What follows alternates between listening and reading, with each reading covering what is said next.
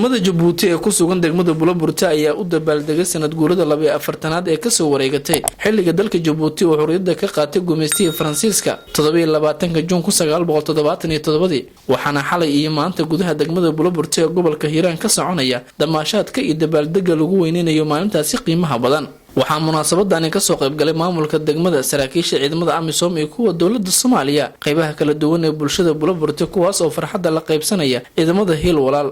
ciidamada Jabuuti ayaa soo bandhigay dowlatus iyo gaadiidka dagaalka.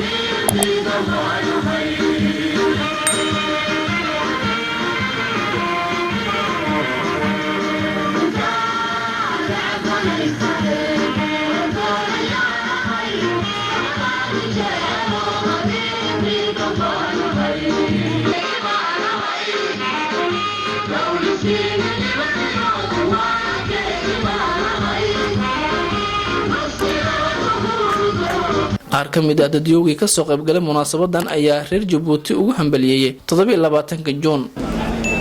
waxaan rabnaa inaan soo dhaweyno maalinta xornimadii reer Jabuuti walaalaheen waa maalin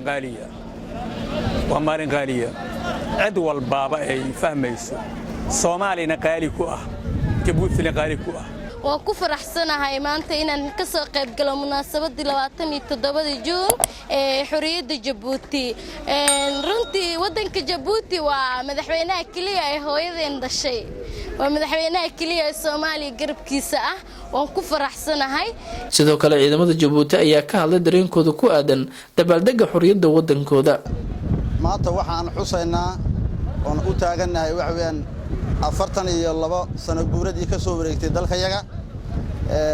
waa maalin ciida, waa maalin farxad noo ah dadka reer Jabuuti oo dhan xukuumatan wa shacban.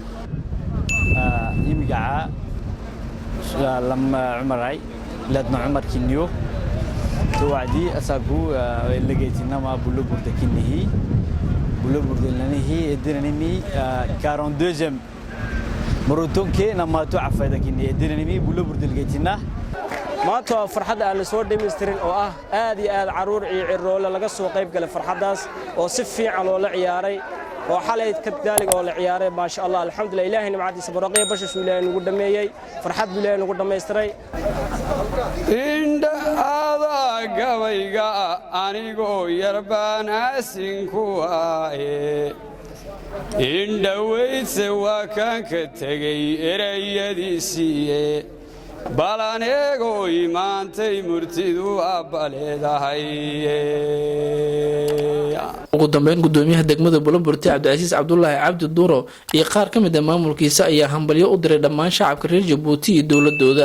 salaan dabadeed waxaan rabaa marka ugu horeyso inaan halkaan anugu hambalyeeyo oo aan hambalyada iyo farxadda aan la qaybsano walaalahayna Jabuuti.